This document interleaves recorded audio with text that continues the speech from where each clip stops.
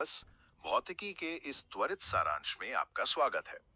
यह सामग्री प्रकाश, विद्युत, चुंबकत्व और ऊर्जा के पूरे सिलेबस को एकदम सीधे और संक्षिप्त तथ्यों में पिरोती है, ताकि आप बिना किसी फालतू डिटेल के विज्ञान के सबसे जरूरी सूत्र और सिद्धांत आसानी से समझ सकें।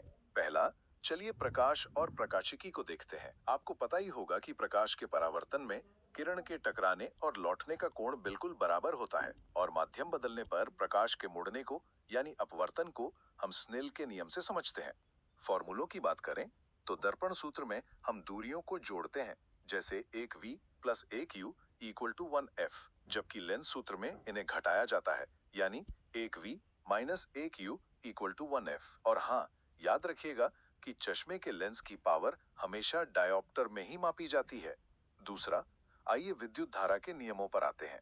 देखिए, ओम का नियम V इक्वल टू IR हमें साफ साफ बताता है कि वोल्टेज और करंट का क्या रिश्ता है।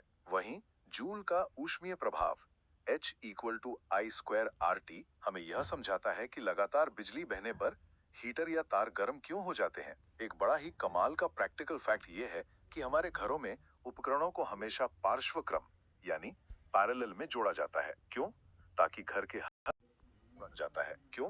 ताकि घर के हर उपकरण को एक समान विभवांतर मिल सके। अंत में चुंबकत्व और ऊर्जा की बात करते हैं। सोचिए, आपके पंखे की मोटर क्या करती है?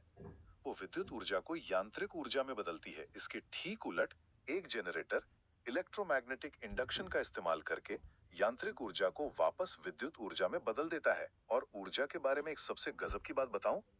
पृथ्वी पर चाहे जो भी ऊर्जा स्रोत हो, लगभग सभी का अंतिम स्रोत हमारा सूर्य ही है। आखिरकार भौतिकी केवल याद करने वाले सूत्र नहीं है, बल्कि यह प्रकृति के नियमों को समझने की असली कुंजी है।